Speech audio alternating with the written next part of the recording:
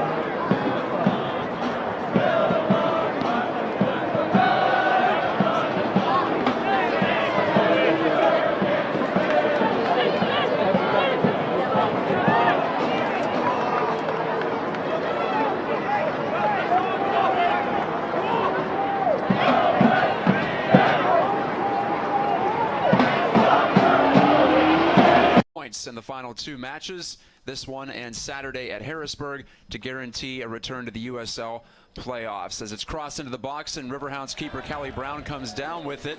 I'm Matt Geica with Paul Child and Gene Klein. We're here in the press box at Highmark Stadium on the south side of Pittsburgh, PA. And guys, the Hounds can't clinch anything. They can't be eliminated tonight, but they can go a long way toward either one of those results, depending on what occurs this evening against the regular season champion Rhinos. Definitely, it's a very, very important game. As you says, Matt, we definitely need 3 points, else we're not going to go anywhere. And then we play Harrisburg, who won earlier today, and ahead of us at the moment. So 3 points tonight, and then a crucial game on the weekend for us. And we need at least a point tonight because of the win with Harrisburg. So it's Obasi can't get by. The ball trickles out. Goal kick Pittsburgh. So it'll be a tense game. It'll be a tight one. Rochester has been the stingiest team in the league by far. We expect that from a Bob Lilly coach team, Paul. They're always well organized, and they're gonna play you very tough and very, very difficult to break down. No, they are, and I've been watching for the first 8 minutes that people weren't with us, but there's 8 players back every time the ball's in our possession. You see 8 players back behind the ball against 3 or 4 players at the most that we have up front. So they're very, very defensive minded. Well, yeah, and I think the interesting part, of course, Rochester in a 4-4-2, and the Hounds have changed from their usual 4-2-3-1 to also go 4-4-2. We see Libo Maloto dropping back with Danny, playing next to Danny Earls, when usually he's in an advanced role ahead of Danny, and maybe a Stephen Okai or whoever else Coach Steffens uses in that holding role. But they've decided to go with the 4-4-2 to kind of match them up, and it will be quite interesting to see how that works out for us. It's whoever makes the first mistake, I suppose. That's been, well, kind of the case in the first 2 meetings between these teams. The first one was way back April 4th at Highmark Stadium, where the Riverhounds felt they were dealt an injustice. The play was allowed to continue on even though there was a scuffle at midfield, and Alex Dixon volleyed home the winner. As you see, Max Talute fight free. Talute scored in that game, April 4th, and he has the intercept, plays it for Dantas ahead, and sliding out to grab it is Adam Grinwis, the starting keeper for the Rhinos. Yeah, that was a shame there, because Talute had a great opportunity to set him up, and he just knocked that ball a little bit too far ahead of him. If it had been a foot or two less pace, I think he would have got on the end of it and take a shot and goal. It's a totally new look for the Hounds with Dantas, who scored the tying goal, a critical goal last week at Wilmington. 1-1 draw for the Hounds on the road, and Max Talute, who's seen limited time, but as I mentioned, he had success against this team earlier this year. Yeah, and I'm sure they want him in there because he has terrific pace. He can stretch them a little bit and try to get behind them. We'll use Vinny Dantas as a big target man, maybe try to play some balls off of him with Talute running underneath him, or trying to run through and try to get behind him. And we'll see the usual combination, I think, of Kerr and Vincent wide, coming in a lot from the flanks to support, Paul. Yeah, sure. I think it's the only way we can try and break these guys down. These long, high balls in the box are not going to do anything for us, because they're too tall and strong at the back. As we see Duluth doing what we just talked about, which is trying to stretch them out a little bit. But Rochester always has cover. We've already seen, as you mentioned earlier, they're back, and their blocks of 4. Yeah. Here's a long ball in on Brown. The Rhinos have allowed 12 goals in 25 matches coming in. That's by far the fewest, less than a goal per match, if you can do the quick math there. But they haven't played in 10 days. They were rained out against Toronto FC2. So you wonder about the old rest versus rust question. And this team with nothing to play for right now except to try to maintain form for the playoffs, as it has the #1 seed in the East locked up, and it has for quite some time. Yeah, that's always a tough one. They have that rest. They probably gave them a few days off, and then went through some rigorous training, and now they're back at it, where the Hounds have been had their foot to the gas pedal the entire last couple of weeks. Because every game's pretty much been a playoff game for us. And here is Rob Vincent. He, of the 18 goals in league, chips it toward the goal mouth, and it's grabbed there by Grinwis. Vincent in the pregame was named the Steel Army Player of the Year. No surprise there with his 18 tallies, third most in USL, although Kevin Kerr could have had a case too. 9 goals, 9 assists.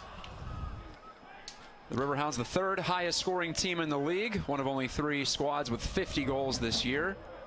As Kerr takes that one off the face, but he keeps on working.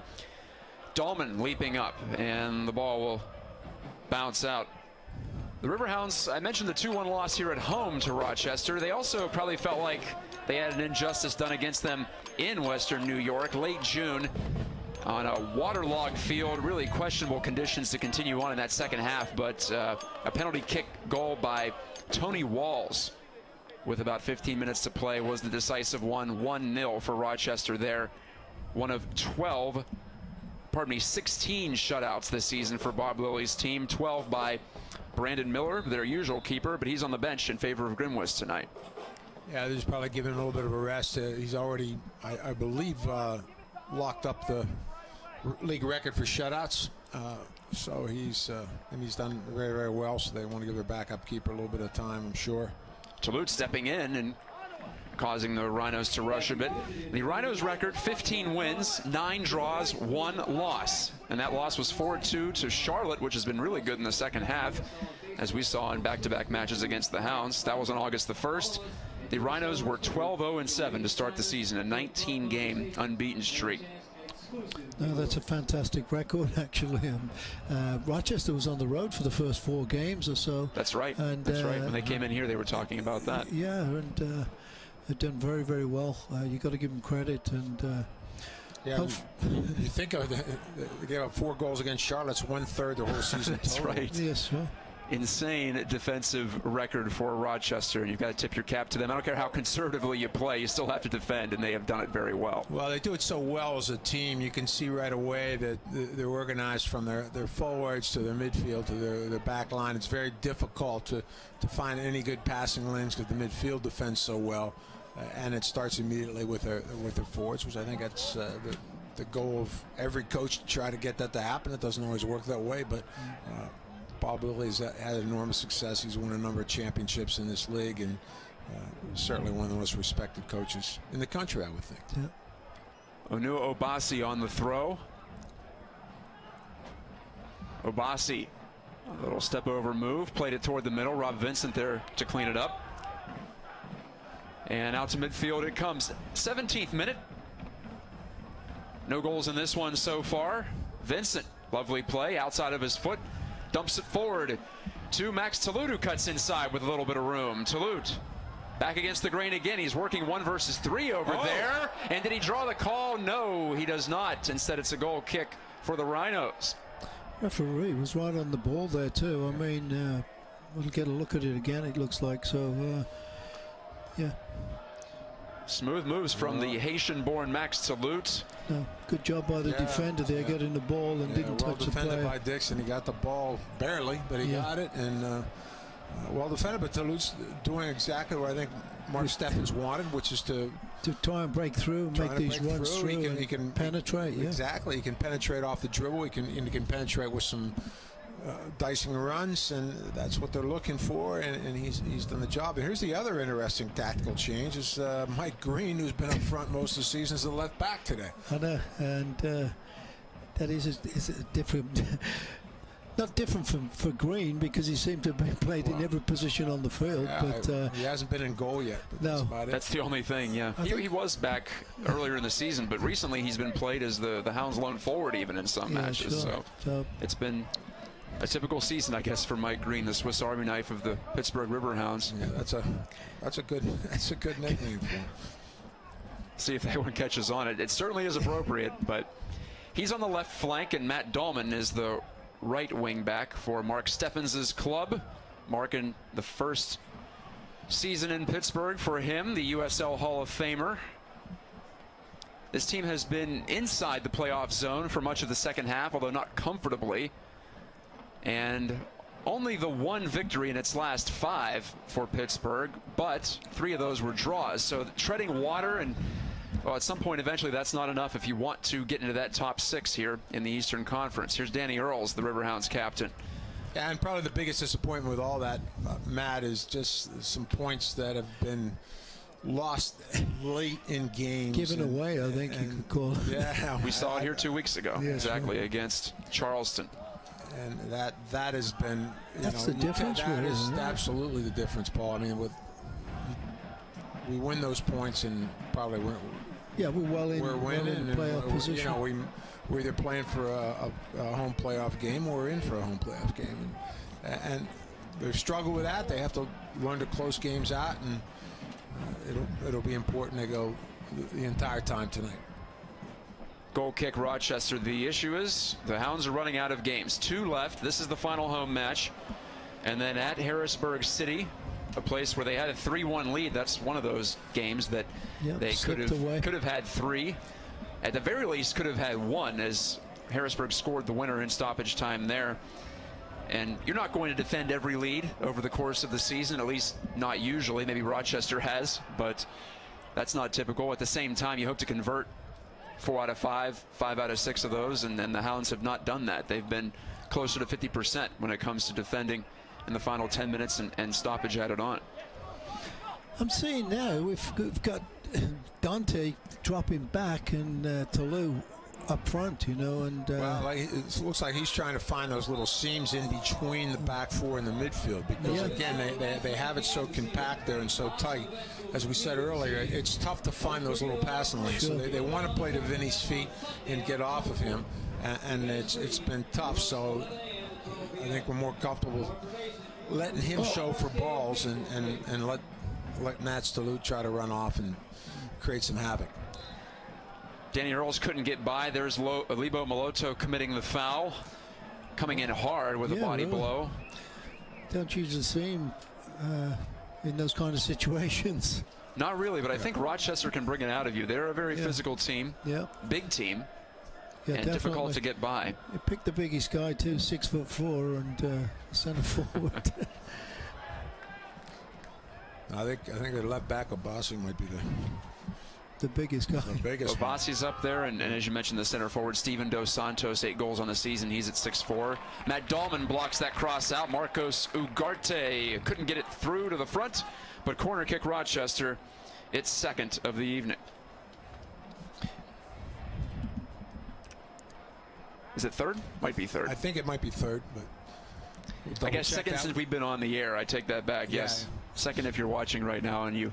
Yeah, second since we started the broadcast. It's a low cross to the front, and well, again, it'll go to Rochester. I thought perhaps that Christian Volesky got the last foot to it, but he did not.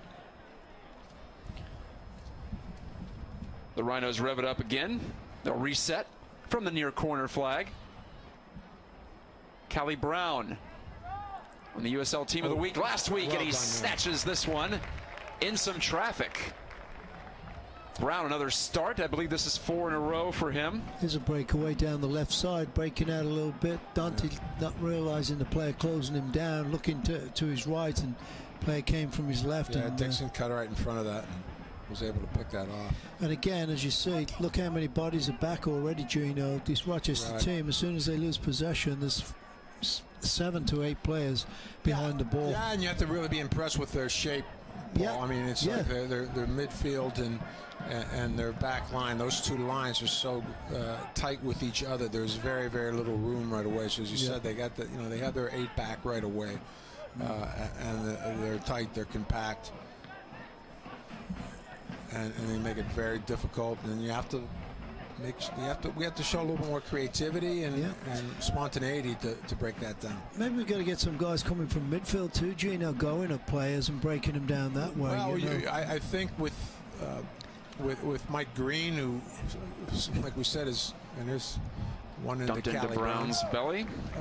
Like I said, Mike Green spent a lot of time up front. Matt Dahlman, of course, is an attacking player. Those are your 2 outside backs. Certainly, they are quite capable going forward and quite comfortable going forward. Yeah. So we would hope to see them maybe push in a little bit, but I think at this point, the Hounds want to keep it tight here for at least the first half here. Yeah, sure. They're going to be a little more cautious than maybe they want to. Willie Hunt stepping up, putting the pressure on. We're seeing a lot of forearms and backs, and there's plenty of contact out there this evening for the head referee Guido Gonzalez to manage. Mendoza gets free. Back post cross well too far for anyone to handle, except for Rob Vincent, who is on the end of it for the Hounds to get it restarted. Quick little feed to Danny Earls on the move. The Hounds with the four-man midfield: Earls, Vincent, Maloto, and Kerr. On the back line, it's Dahlman, Willie Hunt, Anthony Arena, and Mike Green from right to left, near to far on your computer screen. Vincent hauls this one in off the chest. The native of Liverpool steps by to Dantas. Played it one time, but it does eventually come actually to Toulouse. A nice little bounce there for the Hounds. Can they make something of it? Max Toulouse escapes to the outside. Spins it to Mike Green, and he switches it into the middle now for Willie Hunt, and it's Dahlman handling. Lifts it over the top of Obasi. Kerr tried to block it. Dantas slides in, and it's off Dantas last. According to the referee Gonzalez, Mike Garzi appeared to drill that one straight out, but no, it was off the toe of Vinny. Really like what I'm seeing so far from Max Toulouse, Paul. I mean, he's been very, very lively and forced their back four to make a lot of decisions. They've had to step up and try to win some difficult tackles. Had a very close one down there inside the penalty area. So he's making things happen, Gino. And I think he's just got to be more selective. You know, when he is trying to go past two or three guys, looking for other players that are open, because players are coming in, and he's drawing two or three players. There was a time over there on the left side. Vincent was wide, and instead of like flicking the ball between the two players, he tried to dribble it one more time and got caught with it. But yeah, he's causing some havoc there. So he's got to do it and be more selective of what he. Yeah, just a little bit more decisive, and if we can get some others off the ball, like get Robbie or Kevin to make those particular runs. And if Toulouse does draw a few defenders, that would be a way to break them down. It's been a struggle for the Riverhounds scoring lately. That is something that really hasn't been said at all this year, but they haven't been shut out in their past four. However, one goal exactly in each of those past four, in which they're 1-1 and 2. So they haven't gotten that second one in quite some time, as the deflected ball comes through to the front of the Riverhounds 18-yard box. Arena cleared it temporarily. Arena gets a second crack at it. No, he'll let it go for Brown.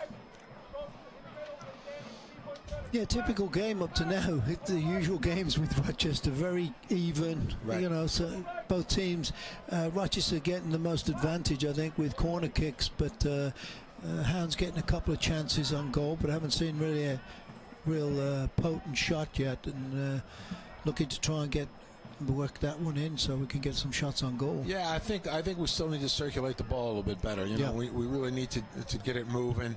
Keep it. Try to do our best to stretch them out from maybe more of the touch to touch, and get some gaps for Toulouse or for Kerr or Vincent to run through. You kind of draw them out wide to open up the spaces in the middle of the field, but and then play a little quicker through that midfield some spot. Combinations. Because you're going to have to play quick. You're going to have to play creative to try to break them down.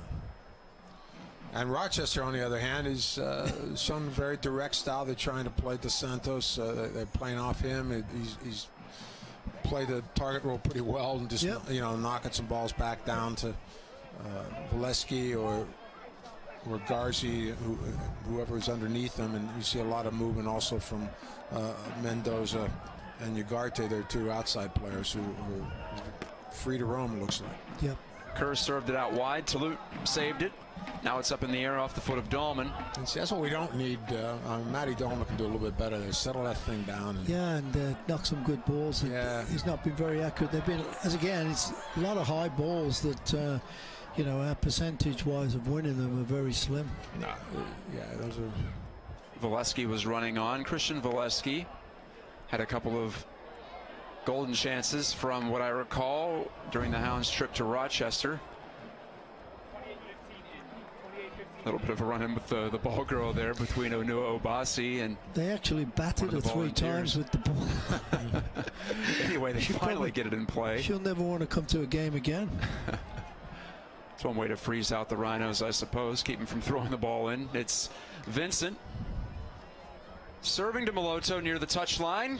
Shifty move to get free. He beat one Rhino, and he beats another with a There's pass. a great ball through Current to there. the open man, Max Talute. He has an opportunity into the area. His shot is blocked. Might have been across to Dantas, in fact, looking at the trajectory of it. Vinny was in a great position there. If Talua had hit that ball first time across the edge between the penalty spot and the 6-yard box, I think Vinny would have been on the end of that. Yeah. That'd have been a goal. One too many touches, I guess, for Again, Max. be more selective. He's got to look up and decide, you know, is this player in a better position than me, and can I give it to him, you know?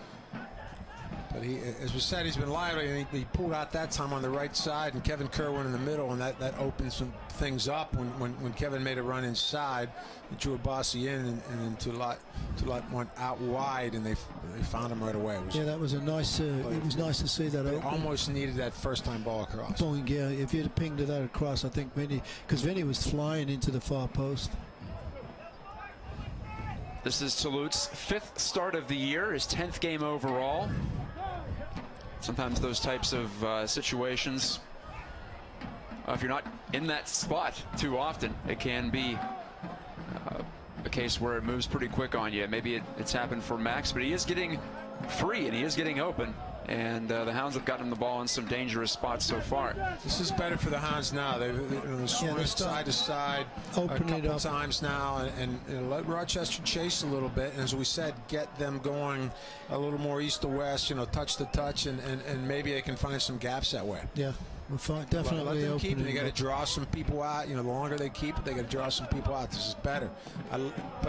But that time Lebo got caught with it, and no one was around the ball. I mean, they need to be showing in there in those particular spots. Yeah, as well. Yeah, you show that, Gino. They got to show for the ball a little bit. When they see players with it, they got to make these runs and create that chance.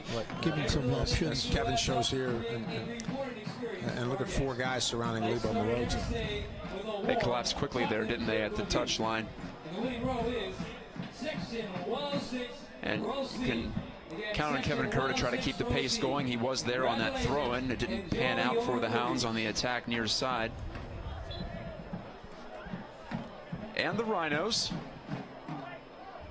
they're content to play it deliberately if it comes down to it, especially on the road. There's a tie-up between Hunt and Volesky, and play allowed to continue on. Brown will quickly shovel it to Anthony Arena, former University of New Mexico, or pardon me, from New Mexico, former Wake Forest University star. Arena, 2nd year in Pittsburgh. Here's Mike Green, another Hound veteran. That should be a foul. No? Knocking it up, and Dantas was hit on the back of the head, says Guido Gonzalez.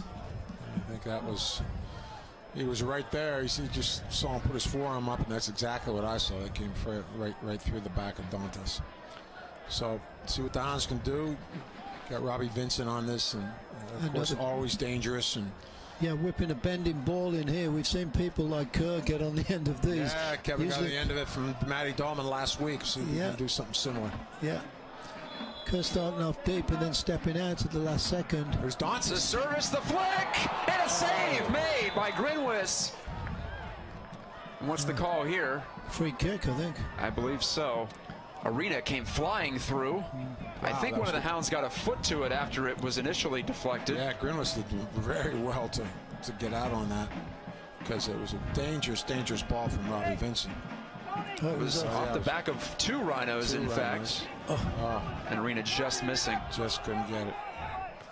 Went off Tony Walls last. Foul, saying that he had been pushed, but not going to get that one. Quality scramble, though, and that's twice Vincent has tried to cross it and lifted it right over the initial assortment of Rhinos defending the free kick. I like what I've seen from the Hounds the last 5-6 minutes. More possession, Junior. I mean, that was a good look from Dahlman to Moloto. He brought it back out, and they're keeping it. And as we said at the start of the game, that's really what we think we have to do, and we're starting to do. There's one that Dantas, Rochester looking offside. But I do not think he was. No, it wasn't. Flag stayed down. And the assistant referee over on the near wings gave it a thumbs up to Dantas, as if to say it's okay. Loose ball comes free and shot off the post by Dos Santos, nearly number 9 for the man from Cape Verde, but he rings it off the woodwork. I think Brown got a hand on that and give it a little touch, and it might have hit the post. But Could have been. If he got his hand on it, that was a save, and it was a heck of a save because that ball was well struck and it was heading for the. And that's the way it seems to have gone for Rochester this year too, because they're defending, they get one breakaway and get one shot, and they look dangerous every time when they get that opportunity. Here's the turnover, and Dos Santos working against the smaller Dahlman. The cross, and Green takes care of it, sending it up onto the roof of the Highmark Stadium office. We're going to take a look at this potential save by Callie Brown off the opportunity from Dos Santos, which came out of nothing. No, just got getting enough. underneath. Yeah. Tough to tell from that look. Yeah. But the Hounds surrender their 5th corner of this first half. And just as we said, the Hounds seem to be picking up doing very well. Like for 5 Rochester minutes, comes down keeping possession and knocking it around. 5-6 minutes of total possession. Rochester comes down and gets a couple great opportunities. And again, that's his Swinging it a little bit further out wide, but the Riverhounds are the benefit of a call. And again, this is the typical kind of a Rochester Riverhounds game. It's seesaws back and forth, and whoever gets that opportunity and can get one in is going to obviously it's going to be a big factor in this game. One has usually been enough in a Rochester Rhino match this year. Not the first time these two teams played, but the second time, yes. I found it ironic that the Rhinos were rained out, unplayable field. I thought the field was unplayable when the Riverhounds were up there. That had been some of the worst conditions. I saw the highlights before this. They showed a couple. Actually, the Rhinos getting a penalty kick, and the player trying to kick the ball out of the puddle. Yes, I remember that penalty kick, and I'm like, this is no way it's a short thing. If he can even lift that ball, and he did well to get that out. Yeah, he did. He like scooped it out. So two controversial games between the Riverhounds and the Rhinos this year. The one here at Highmark, of course, very controversial goal, and then of course this absolute monsoon they played in at Salem Stadium in Rochester. Yeah. Long ball, and Dos Santos is there. He had the first touch, but Arena sweeps it away. He's going to try to chase it down, and he gets there. Well done. Dahlman is fouled. The Riverhounds have to have some confidence coming in, don't they? The fact they've played the defending, or the current regular season champion Rhinos close, and in both of those games really could have come out at least with draws. Yeah, I don't think they don't feel pressured by them. I think they really feel they got a chance here every time they play Rochester. There's no doubt about that. No. The fans are getting into it a little bit now, and I think they're certainly not saying, oh, we have to play the conference champ. I mean, they're certainly quite confident that we've had 2 games that certainly were very close, and the Hounds could have picked up more points. And Paul, we've talked with Coach Bob Lilly too, and they feel the same about the Riverhounds. Oh, yes. They feel that they're a very dangerous team, and they're certainly concerned about them. And I know he is Vincent Talute again holds it in, but great ball swept away. It was a ball from Vincent. And that's one of the guys Bob Lilly has talked a lot to us about, is that Robbie Vincent has just been absolutely gigantic for the Riverhounds, and they know that they have to pay particular attention to him. Yeah, because he's definitely making things happen. And, they worry about that combination of Kerr and Vincent we've seen all season. One of the few teams that those two haven't connected for a goal against is Rochester. Flag is going to be up. That will be an offside play. Dos Santos wags his finger. I don't know if he's saying it wasn't. He looked like he was 10 yards off from him I thought so too, but hey. Ball. But the linesman waiting for him to touch it to put the flag on. The ball was played, and you could see the linesman had the flag ready to go as soon as, or the assistant referee.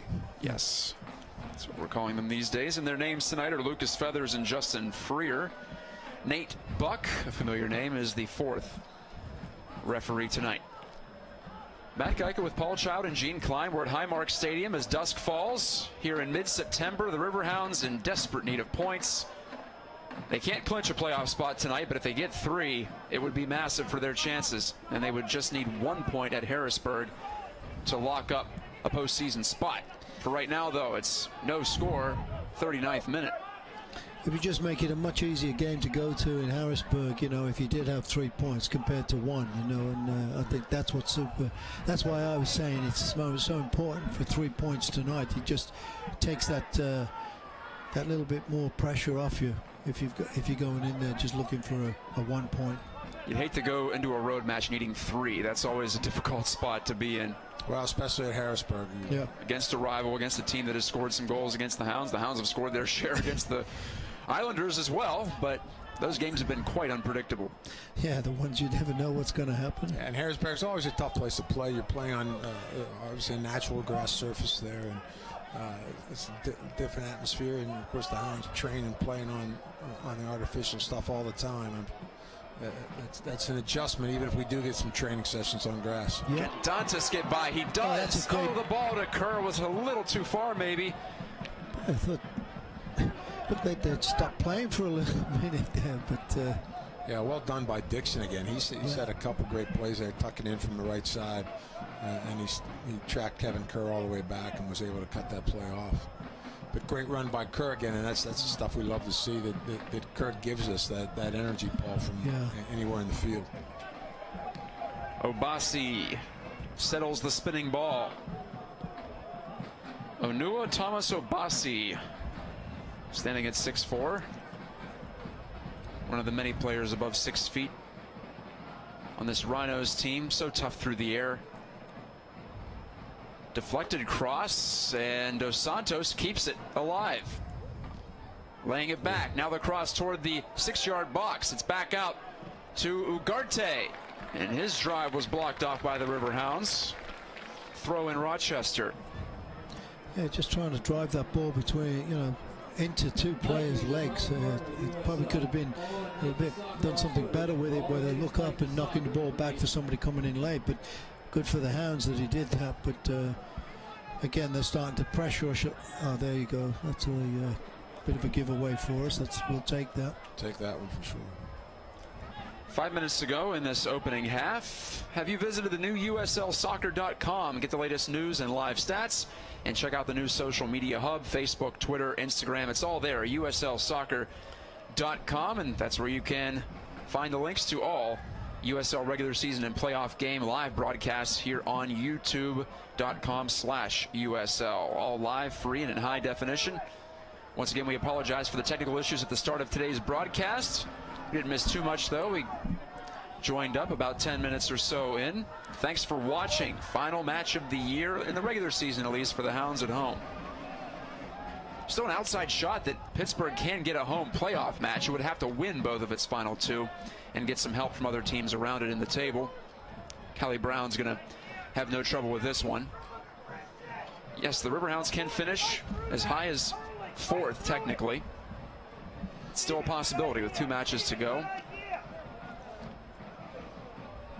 The 3rd and the 4th teams get home matches in the opening round of the playoffs.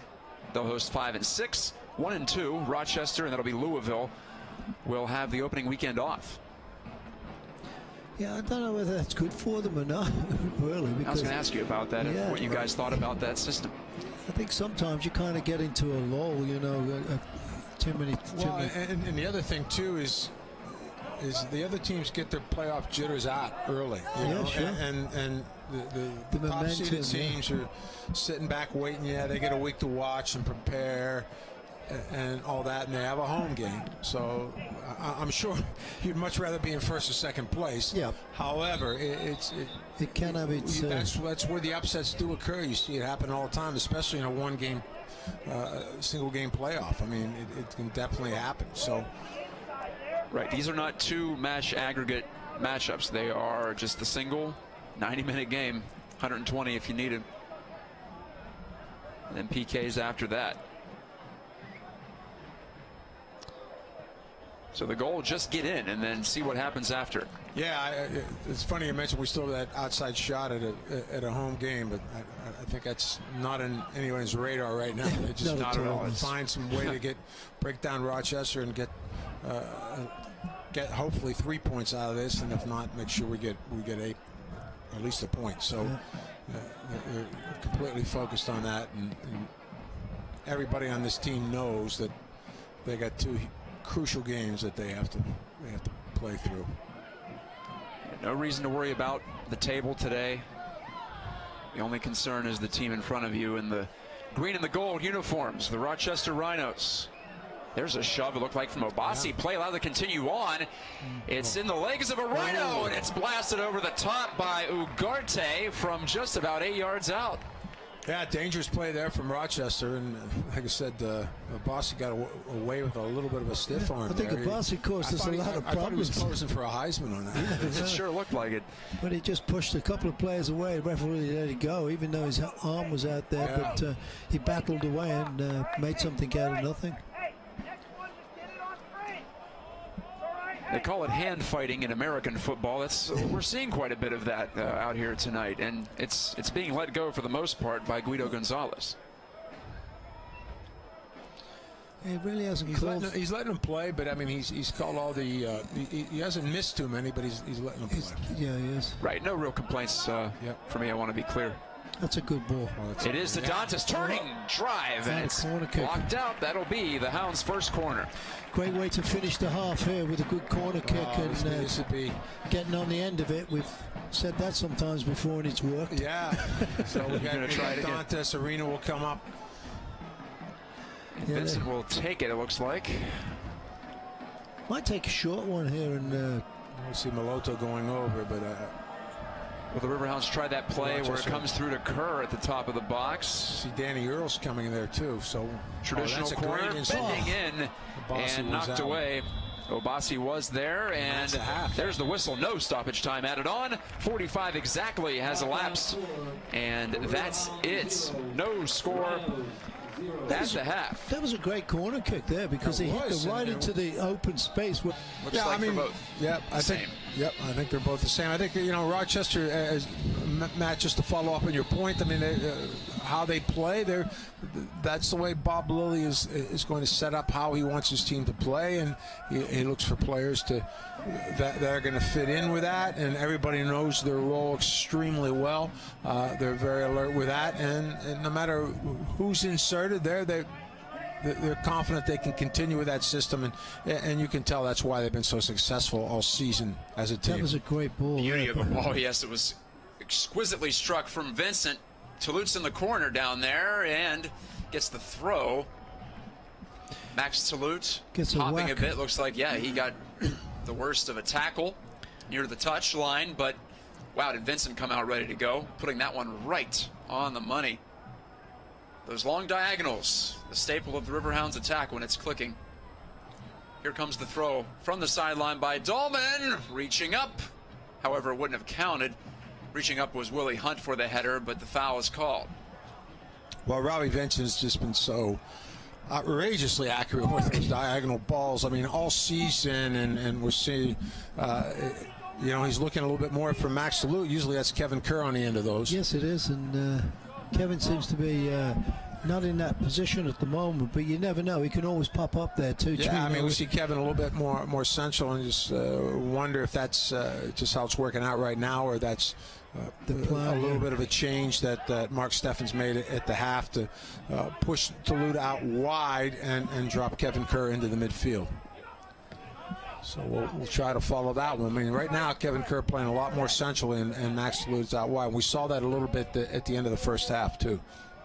Yep. Green gets away from some trouble. The Rhinos pressing hard there. Yeah, they really were. They didn't want to lose that possession, and were making it very difficult for the Hounds to get off the sideline and get it out of there. It's a two-sport night here in Pittsburgh. You look across the point and you see the lights of PNC Park, the Pirates in action, the Riverhounds playing. Great sports town. Yes, the Goodyear blimp is up in the air somewhere. Surely getting some shots of Highmark Stadium for us. They can't come here and not get at least one look at this facility. Absolutely. The ball served up the sideline. Kerr couldn't overrun his mark. And at any rate, it's a throw in Rochester. You can follow the USL on Twitter at USL. Become a league insider. Join club conversations. There's some great table updates. Keep an eye on those standings. Very important this time of the year on Twitter, in addition to club conversations. And you can also have a chance at exclusive league and team giveaways. That's at USL on Twitter. The Rhinos can't send it up the field, and the Hounds take it back. Yeah, broke up nicely. Irina stepped up very well there to cut that pass off. Green volleys it with some side spin. Dahlman finds the handle on it, but gave it right back to the Rhinos. That's Vasilius Apostolopoulos. Well done. Good job. First time calling that name tonight. I forgot he was on the team, and there it was. All 30-some letters of it. we were leaving that call to you, man. I appreciate that, guys. That's what makes this partnership special. Here's the throw. It's Apostolopoulos on that towering back line along with Sean Toch, Onua Obasi, and Tony Walls. I don't think I gave you the starting lineup because we joined in progress tonight. Marcus Ugarte, Alex Dixon, Johnny Mendoza, and Mike Garzi in the midfield as the Hounds get the turnover, and there's their own midfielder, Lebo Maloto, laying it off. It's Dantas, left-footed cross. It's a great one, and just a little bit behind Maloto, who tried to get that head there. Or pardon me, that's Talute who was soaring in. Yeah, Max Talute come flying in. And, I thought he was going to get on the end. I thought he was going to get on the end of it. And that's the one. And again, one time we saw Alex Dixon has been the outside back there, and he went flying up the field, and we were able to do what Rochester's done to so many teams this year, is catch them with that one guy out of position and catch them on the counter. River Hounds buzzing a bit. Mike Green. Dangerous one. Low swinging cross, and Kevin Kerr was seeking it out, but he had it headed away. Dos Santos may have an opportunity here. He does take it away, and a foul is going to be called there against Hunt, who got in the way of Dos Santos. And that was eerily reminiscent of the situation that led to the red card issued to Sterling Flunder last week. Not quite as blatant, and not quite last man back, but the foul was whistled there. Just ran all over him, didn't he, like a steamroller? But I think I'm surprised it'll be a yellow. So yellow on Willie Hunt. He definitely put his body, professional foul in a way there, getting his body in front of the players. He knew he was going to be beaten. So yeah, I mean, Dos Santos was on his way. He was going full tilt, and Willie Hunt did what he can to get an obstruction call out of that. But it was a good, smart foul. Yeah, might have saved the goal, and he'll absorb that card gladly if it did save a goal, or at least a great chance on the River Hounds cage. So the Rhinos were just content to play that backwards, actually, as Mike Green has Johnny Mendoza is able to get onto that one. Mendoza, tenacious, tried to cross, but Rob Vincent was there to head it off. Vincent again coming back and helping out.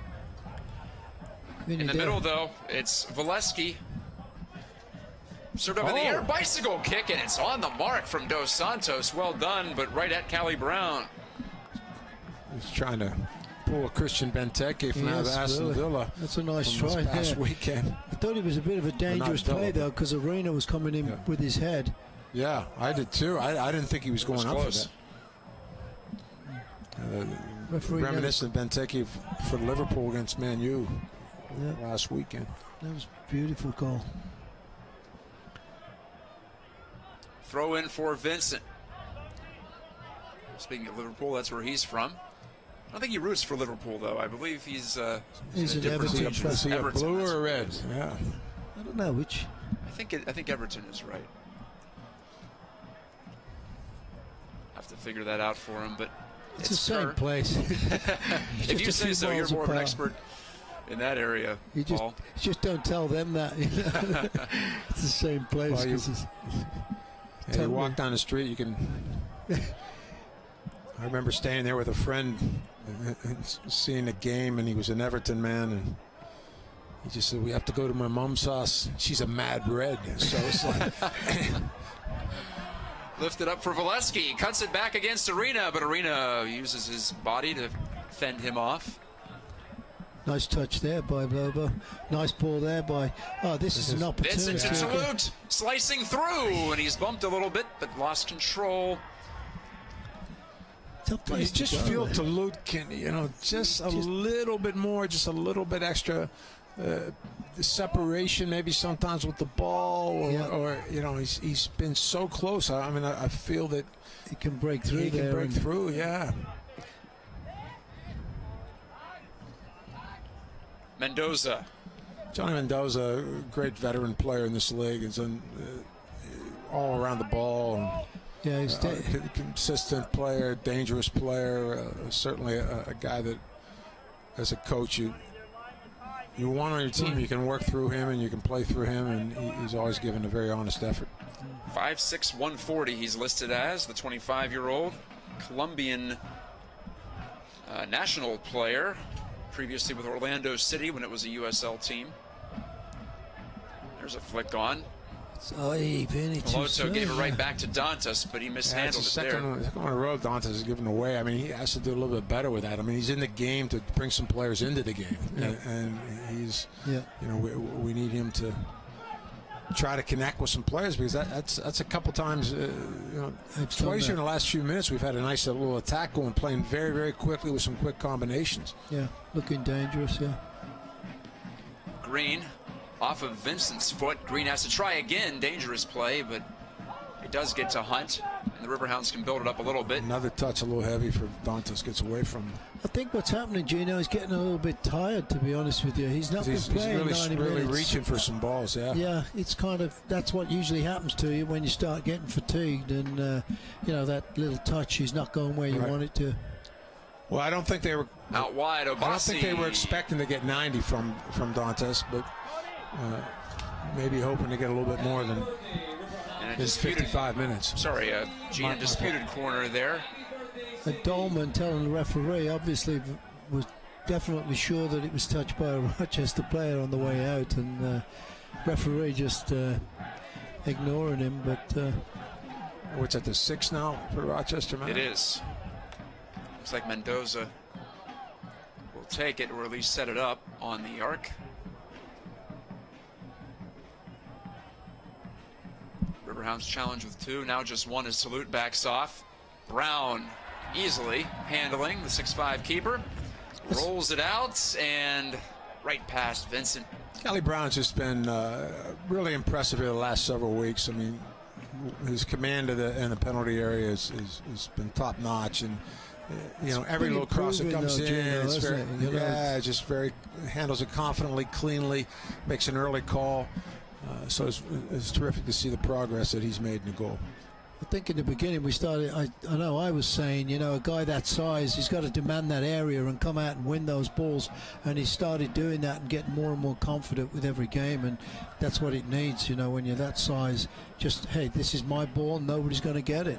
Yeah, and that certainly helps the defenders a lot, because they know when that ball is whipped in. Just get out of the way. Yeah, and they hear his call, they're going to get out of the way because they know it's going to be in his hands. This is his 13th appearance, That's 12th start. Ball. It is a good one. Kevin Kerr, can he make something happen? He shielded off, though, and Grinwis smothers it. That was Tony Walls doing the defensive work, and Kerr is getting back into the play now, but didn't have much of a protest. I'll tell you, I mean, and it's what you have to give Rochester a heck of a lot of credit. What I really like about how they play, I mean, is well structured and organized as they are. They know when to go with those runners. Yeah. And we've seen Kerr slicing through a few times. Certainly, Max Talute has been trying to get through, and we've seen Tony Walls on several occasions, Alex Dixon on a number of occasions, and Bossi also, who have tracked those guys in deep into our area and been able to cut off some dangerous passes. Yes. Dos Santos. Oh, that's a good blocked by Vincent. He can step with it. But as you can see, Vincent hammers to Dantas. Plenty of bodies there for controlling. Rochester. And this time he does play it to Meloto. Right back to Vinny. The Brazilian couldn't push it through. A good bounce for the Hounds, and it's Meloto, but he has it stripped away. 12 minutes into the second half. No goals on the board. The Riverhounds have not played a scoreless draw this season. And to be honest, they probably wouldn't be satisfied with that tonight, especially playing at home and in the situation they are. In 8th place now in the standings after Harrisburg City's win this afternoon at Montreal, or against Montreal. No, I agree with you, Matt. I mean, they don't want to settle for a 0-0 draw here. I mean, they have to be cautious because they don't want to Right, it's a we need tenuous at least situation. You want the point, definitely, if you it's have going to to get happen. the point. 6 to 1.5 a dozen of the other. But certainly we want to find another great ball from Robbie Vincent. They need to find a way to break through and get a goal. Dahlman gathers. Volleys. Too far, though, and off the shoulder of Sean Toch.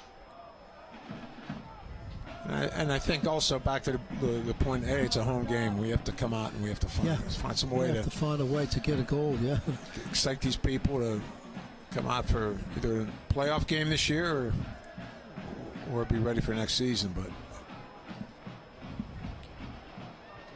that back heel from Toulouse. He runs on, and Max Toulouse may have an opportunity. So He trips up.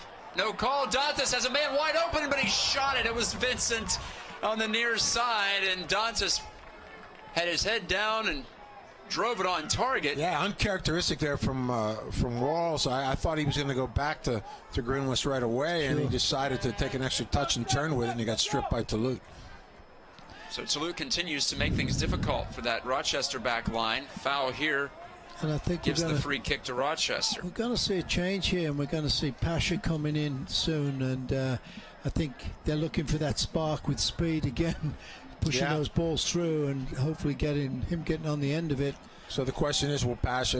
The question we always have: will Pasha go at an outside back, or will he go into the midfield?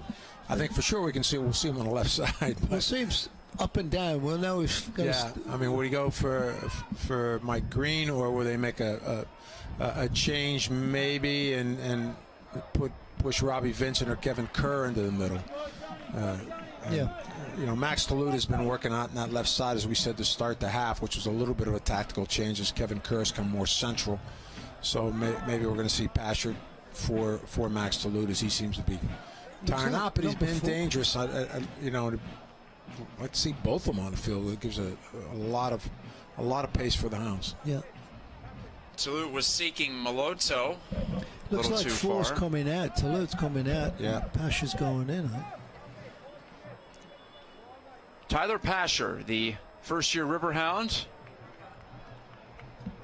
Not a rookie pro. He's played in Finland before, as well as with the Lansing United in the Premier Soccer League. So Toulouse is done, but I would say a well-done hour of play for Max, even though he did not quite finish off some opportunities and maybe wasn't as sharp as he wanted to be at the end, but he created some serious havoc. No, a good shift for Max Toulouse. Did very, very well, and I think was our most dangerous guy all night, Paul. And now you're going to see Now we'll see Miro Chabrillo probably coming in, and that has to be for Vinny Dantas, yeah. I would think so, because he's starting to fade, and understandably so when you've not played the full game for quite a while. He came on late last week, and that's when he got that tying goal off the header. Dahlman had the cross. Another assist for Matt Dahlman. And he's very close to taking over the all-time USL assists lead. In fact, Matt Dahlman. He's got 30-plus in his career with the Hounds. Remember, he led the league 2 years ago. That's a bit of a mismatch there, isn't it? With Dahlman against Dos Santos. Dahlman falls down. Yeah. One of the Hounds got nutmeg there at the edge of the area, and the Rhinos get the corner kick. Calling some things, it's kind of strange. It's been pretty decent, but there you wonder. Yeah, fourth official screaming for the referee to try to get so we can get Miro into the game for Dantas. Nate Buck holding up the sign. Dantas out. Miro Chabrillo is in. Robert Morris University graduate Miro Chabrillo. So two Canadians join the party. Pasher and Chabrillo, two very different players. Chabrillo good through the air. In swinger. Off a couple of bodies, driven through, and oh my, that would have been a heck of a finish for the Rhinos. Almost a deflection. But Volesky just missed. Or not a deflection, but more of a redirect from Volesky. Yeah, and Dahlman was still on the goal line, so it wasn't in offside position. Everybody else had took off. Yeah, it would have been onside had he been able to redirect that.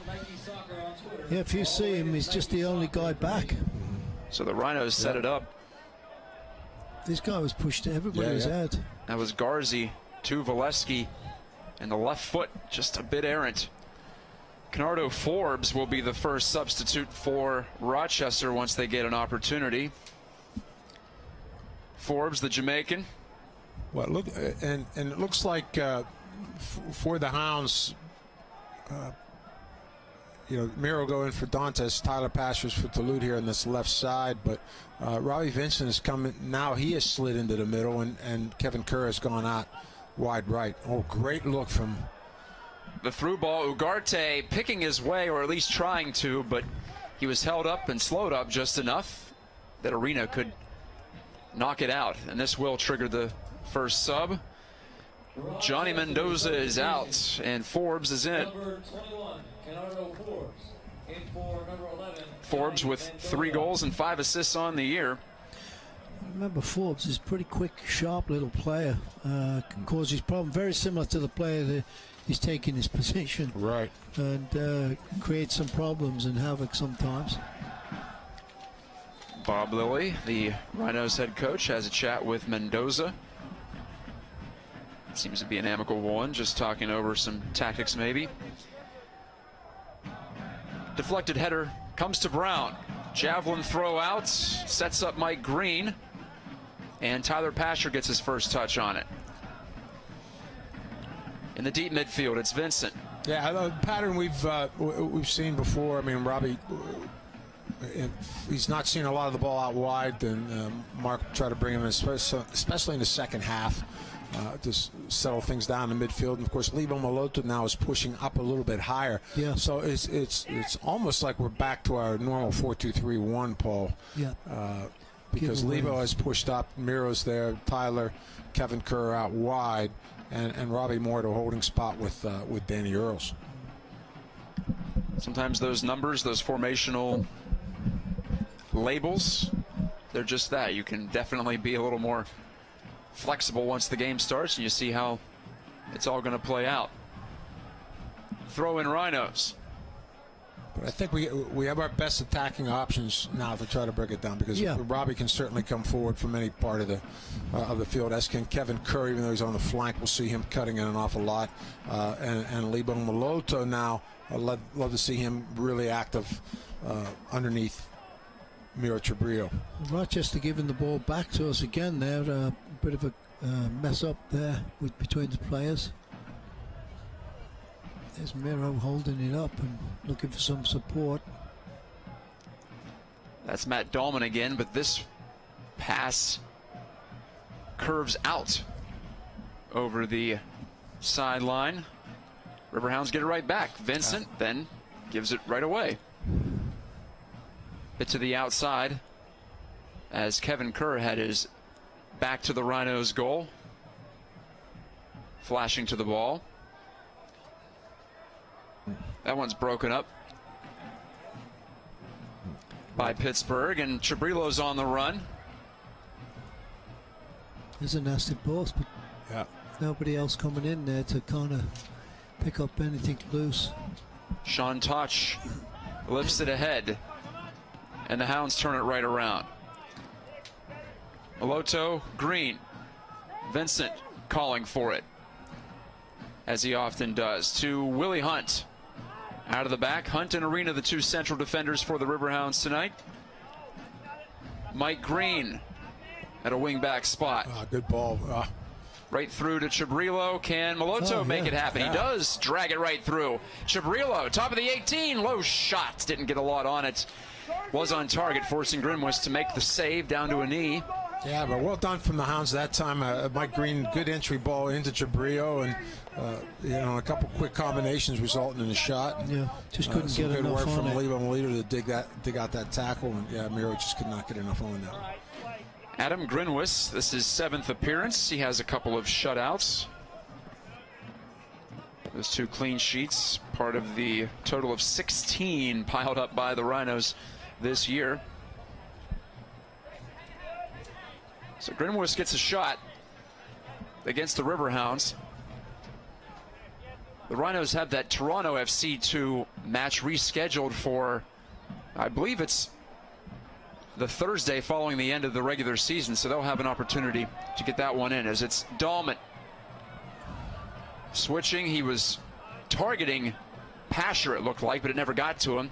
Green, though, settles down. The quick turn from Moloto, and couldn't make that last man miss.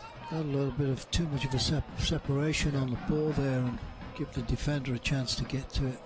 Earls was shoved, but play allowed to continue on with the Hounds in possession. And they have a move upfield. Moloto, Chabrillo, back to Moloto! Yes! What a brilliant shot! Oh boy, that was beautiful. That's huge goal. Moloto, he is master of his domain at Highmark Stadium. He and Miro Chabrillo team up to put the Hounds up in the 69th minute. Terrific strike from Leo Moloto. Just hit that ball so well. Yes. Just bent it right in out on over Grinwitz and right in the upper corner. Terrific combination play from the Hounds right through the midfield of Rochester. There it is, and what a great strike. Yeah. Caught him just enough off the line, Gino, and he couldn't get back, but just enough on it. Dipped over the top of him, right in the top right-hand corner. Here's a great view from it. Yeah. Nice layoff. Nice layoff from Miro Chabrillo. Oh, beautiful goal. Perfect. Grinwitz was out there, just couldn't get it. That goes right up there with the one he scored against Charlotte recently. Yep, yeah. To the other end, toward the Steel Army. So these adjustments that that Mark Steffens has made, the coaching staff has made, pushing Lebo up, bringing in Miro, putting Robbie Vincent in the midfield, into the center of the midfield, has all resulted in a lot more activity for the Hounds and some really dangerous plays. They've been breaking down the Rochester midfield. Yeah, getting some opportunities, creating some havoc there, Gino, with players, who's switching off and picking up who. If you score against the Rhinos, keep the ball, because it doesn't happen too often this year. That's just the 13th they've allowed in this, their 26th match. I'd like to see another one too, Matt, right away, and this would be fantastic. I think that Riverhounds would agree with you there. And here another great find from Vincent to Moloto. Double deuce again, Moloto to 11 Pasher. Back post a little too far for Chabrillo, but Chabrillo trying to work through the pressure of the Rhinos on that far wing side. Couldn't do it. Bumped into Apostolopoulos. And Callie Brown out in the penalty arc. Belts it downfield a little too far. Yeah, but we could see that one coming, couldn't we? Because with the little change up in the midfield, you pushed Lebo up a little bit higher, Robbie into the center of the park, and their back four was staying fine, but their midfield was becoming a little bit more disorganized, and I think that was because of the mobility of Lebo and Robbie Vincent and Kevin Kerr in those spots, and they were breaking through that block of 8 was breaking down a little bit. Yes, it was, because they were all like out of their comfort zone, it seemed. Yeah, we did not see that at all in the first half, and it started happening here in maybe the last probably the last 10 minutes of the second half. Earls out to Hunt and Dahlman. The Riverhounds have a little less than 20 minutes regulation time to defend this lead in a familiar spot here at home. And every match they played at home, they've been in it. They've been either within one, tied, or ahead at this stage of the match. There's a lot of time left, Matt. I don't like that. But, we've seen it so many times when we've thought there was 10 seconds left in a game where they've got scored on. So this will be a real good test for them, and especially, against Rochester, who are the top team in the league. And it's a great testimony for them. It's, hey, let's show them that we can play with them. And if we get to play them again in the playoffs, we have a great chance. Right. This would be a terrific opportunity to exercise these demons of conceding a late, either tying goal or losing a game off that late goal. It would be terrific if they could just shut them down the rest of the way and really manage the game. There's a brilliant breakup by Vincent, and Moloto's got a lot of field in front of him. There's a brilliant give to Chabrillo on his left foot. Drags it, lost it. Goal kick, Rochester. Yeah, good early ball from Lebo Moloto. Miro has to hold on to that for us. Yeah. Timmy Mulgrew, on loan from the New England Revolution, is the substitute waiting for his turn, the 23-year-old. Yeah, obviously Bob Lilly thinking he's got to do some changes here. He's not going away from here. He went empty-handed. He's looking to change things up. And Colin Rolfe checks in. Rolfe with 3 goals on the year for this Rochester side. Dos Santos is out. Yeah, probably rested him a little bit. I don't. It seems strange because he always looks dangerous, you know. Number 2, Marcus Ugarte. Ugarte was the man who came to the bench in favor of Colin Rolfe. Rolfe had the start in the first match against the Hounds, at least this season, from what I can recall just offhand. Green elevates this one. Moloto, whoa. That's not a foul. He had the big body of Obasi fall right on top of him at midfield, but the play was allowed to continue on. Hounds get this throw off of Obasi now. So maybe some karma there, but and now Pittsburgh taking its time. It is Danny Earls. Appears Rochester staying in their 4-4-2. Yeah. They haven't been in this situation very much this year, chasing a game. Sure, you know, it is strange to see him. Now you see Bob Lee going, barking out some orders here. He's obviously not happy with where some of his players are positioning themselves. Oh, good look from Lebo Moloto. Nearly got it to Pasher. Ball's volleyed skyward. Pasher's going to find it. Chabrillo, the shots, and he missed the net. What a great effort again. Terrific effort. And again, a lot of this plays coming from Lebo Moloto, who's really picked it up here in the second half. Got some power on that one, Gino. Just took off on him a little bit. Would have been better if he could have got over the ball maybe and kept it hard and low. But obviously, nice to see some shots coming off right now. The Hounds have the goal, and will one be enough? We're about to find out in the final 15. Dahlman, and you'd love to get inside some of the Hounds' brains right now. How much are they thinking about that second one, which could put it away? And maybe the Rhinos are a little vulnerable after conceding. They haven't done it too often this year. Yeah, and they're going to have to open it up a little bit. And here again, Vincent and Moloto, and now we have Kerr out wide. The combination, great combination. There's a great Room opening up. Oh, sliding through. Chabrillo just a few seconds late there getting to that one because he was in great body position. He was getting up in the air, and the player just cut to it before he did. Yeah, but a lot again, all this is coming from the mobility that we're seeing in the midfield. I think. We talked at halftime about. Dangerous that's ball. Offside. Through ball, and it is offside, and Brown makes the save anyway for good measure. Yeah, he was good 2 yards offside there, it looked, and I'm glad the linesman agreed with me. Yeah, I started to say we talked a little bit about what are we going to do? Do we try to open it up here a little bit? Do we push for that goal at home? And I think the coaching staff made the decision they're going to go for that because they've made the changes that were made were really attack-minded changes. They weren't defensive-minded or status quo changes. They were changes that were assertive changes, looking forward to change the game a little bit, and took out Toulouse and Dantes, who have not really gone a full 90. Not penetrated. And and really took the shackles a little bit off Lebo Moloto because in the 4-4-2 he pretty much had a hold there with Danny Earls and now a deflected ball, and Brown. Now he was free to go a little bit, and Robbie Vincent able to do a little more wheeling and dealing in the center of the park.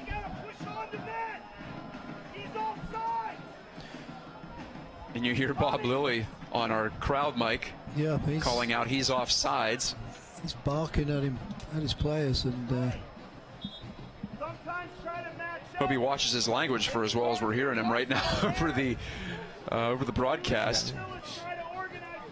Another substitute for the Rhinos. This will be number 4.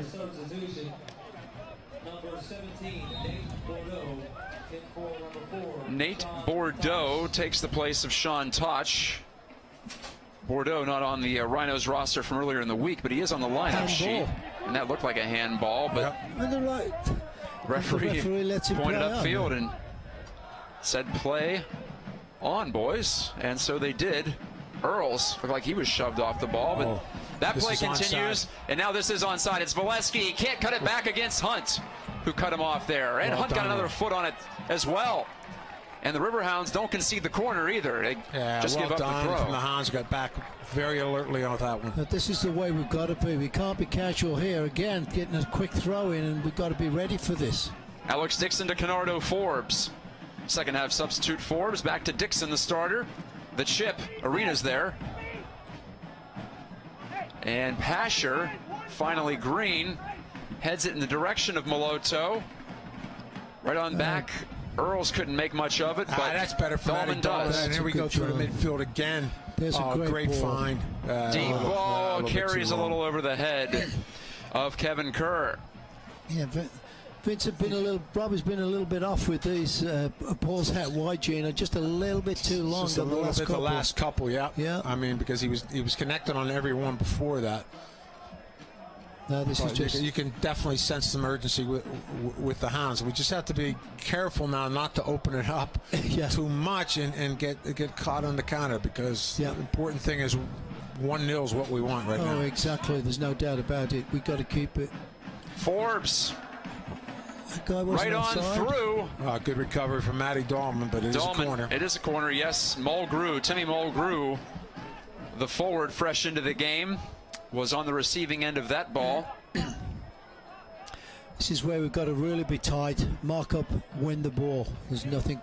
This is where Brown, I think, has got to show his. And he's been flawless so far. Yeah. Callie Brown and the Hounds going to be challenged by this corner. This one is right at Callie. And the Riverhounds number 30 in the gray keeper's jersey lays it out three to black, Green. 3 black shirts down this left-hand side. Oh, that's a great ball. Shabrilo, here comes Pasher. Can he get there? Yes. It gets through the keeper, Grinwis, who retracts his hands, saying that he didn't touch it outside his area. It was close. Throw in Riverhounds. And you get the sense they are just one decent bounce away from having an opportunity here to put it out of reach. Yeah, get that second one. Yeah, that's. And that will be the clincher right there. It's one thing they haven't done too much. Miro. Good turn by Shabrilo. And a save by Grinwis. Comes free to Kevin Kerr. Oh, he wanted to go back to Vincent, but it's taken away briefly. Vincent recovers to take possession right back. Thought Kerr might hammer that one right back on the goal with Grinwis scrambling, but it was finding his buddy, or at least trying to. Look for his partner, Robbie Vincent. And there's no really the Rhinos were need alert to do press there, Gino, too. I mean, trying to force it in there. Should have probably took the steam off it and just started over again. And I think that's all we need to do right now. Is just keep. Yeah. Unless it's on, I mean, you got to. For sure. That would really help it with that second one, nail in the coffin, kind of. But. So Miro Shabrilo has made a serious impact, along with Moloto, since coming in. Yes, he has. It's winning. Yeah, the substitutes have been very, very solid for the Riverhounds. 82nd minute begins. Oh, good job there. Earls forcing Forbes to backtrack. And there's a sliding tackle by Moloto, nearly won it.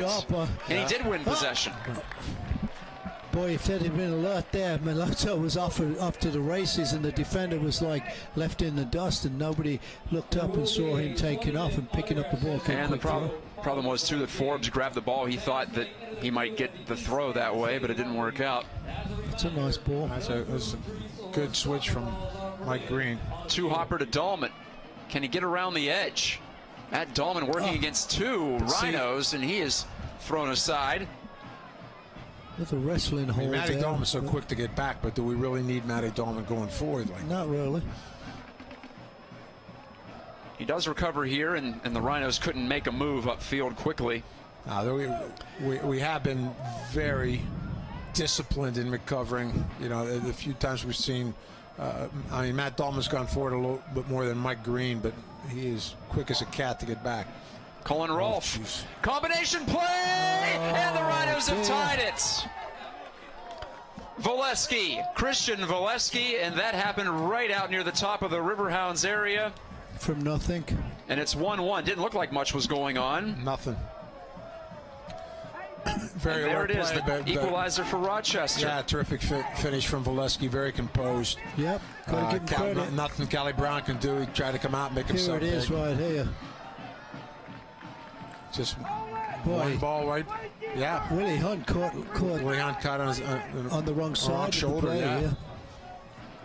You see it from this angle. And Brown charging out as soon as he saw it, but it was chipped right around him. And I guess the only solace is there's 7-8 minutes to go at least in this one. I mean, well done from Volesky. I mean, you have to get, because Kelly Brown did not give him much space, and he put it in the only place he could have. Volesky in the 83rd. And a foul just at the edge of the area. Come on, maybe the Hounds can answer with this one.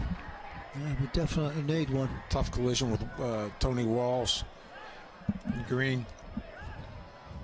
Yeah, that was just, totally against the run a play here. We see this one. Mike Green again, Green. running at him.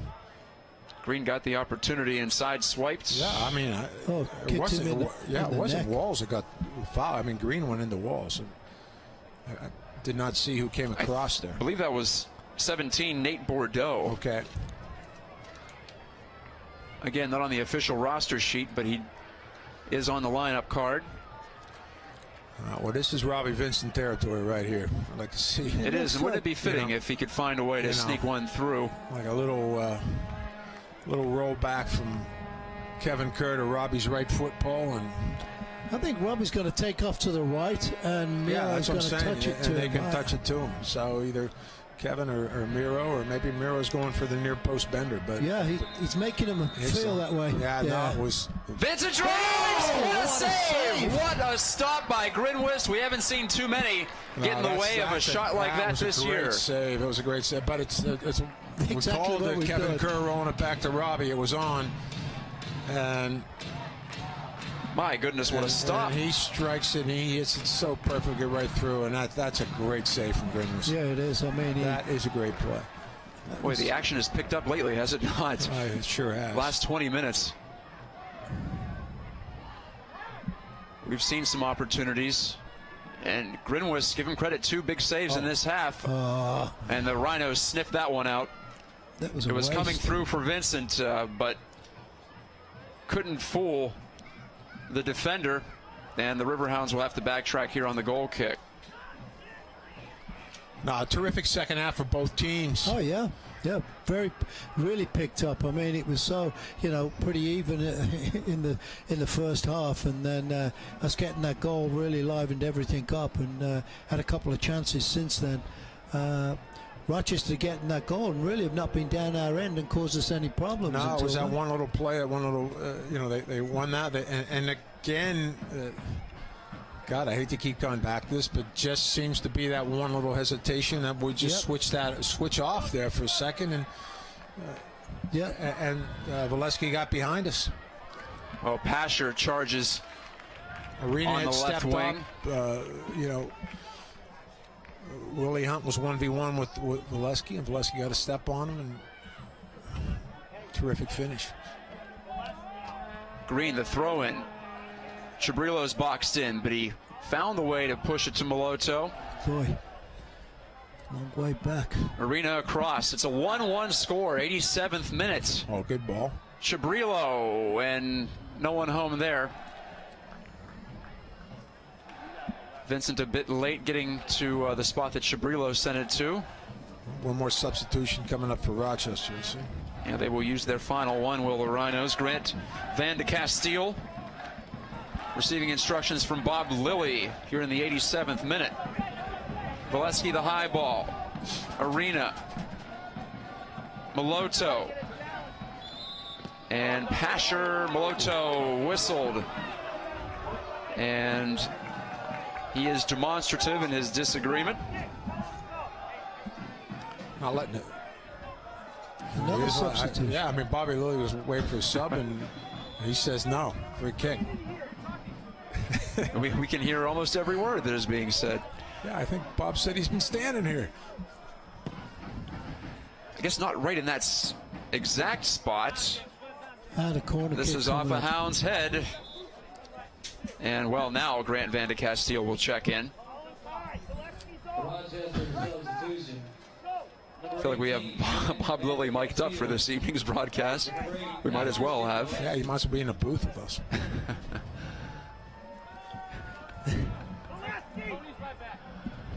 So who's checking out? Christian Volesky yeah. is being waved over and taking his time.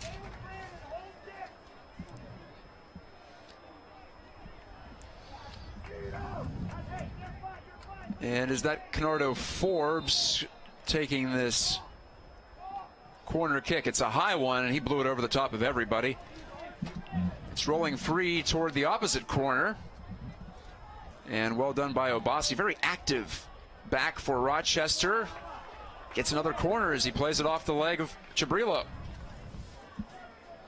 These are not the types of moments you want to be facing if you are the Hounds in this spot. No, because especially Rochester, I know dangerous on these because of their size. Yeah, really. They have a number of there. big guys that can go in there and get up and get this. Forbes takes this one as well. There again, he's got everybody. With the right foot. Swung in and just squirts away from a couple of Rhinos who were open. Moloto into the open field, and it's Kevin Kerr turning on the Jets. Kerr, the Scotsman, poor touch, and yes, he did hook around Forbes illegally, and Kerr gives a thumbs up to Moloto on that ball, even though he didn't handle it the way he wanted to. Into the 90th minute. We've had plenty of subs. There is bound to be some time tacked on in addition to the 2 goals in this second half. Probably 2 or 3 minutes, I would think, at least. But yeah, I mean, I think been a few substitutions, no real injuries, so yeah, I think 2-3 minutes too, Paul. Moloto overran it. yeah, And giving it away Forbes. too much in this last few Oh, seconds. jeez. And that one is called by both the head referee and the assistant on the near sideline. Somebody go get the ball. There you go. Yeah. Nico took care of it for Nico Cottage, assistant coach.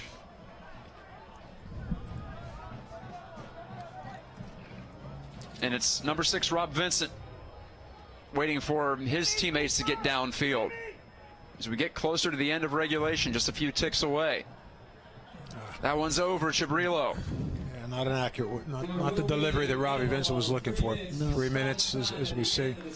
Yeah, Vanderkast still went back, and it looks like he went in the back, and they just Give him more bodies back there. Yeah, it get a seems, couple and more bodies another back there. big guy as well. well, but, that's 18. That was the substitute, so he came on. I'm just trying to clog it up a little bit more. Earls almost out-jumped the ball, but he did win the possession in the midfield. Pasher has it poked away. Dahlman drives it. A good touch from Moloto. Finds Kevin Kerr. Kevin Gets the throw. trying to get that ball in the mixer. Back to Kerr. Giving it Mishandled away. that one, but Well done, Moloto Moloto. rakes it right back. Boy, he did well to get Did that well one. there, yeah. Moloto, Arena. Yeah, they got Hunt. Alex Dixon, who's been playing right back the entire game. He's pushed up, and Tony Walls has moved over to the right back spot, and Vanderkast still went into the center. Kerr couldn't squeeze through. And goal kick Rochester. That'll kill some time.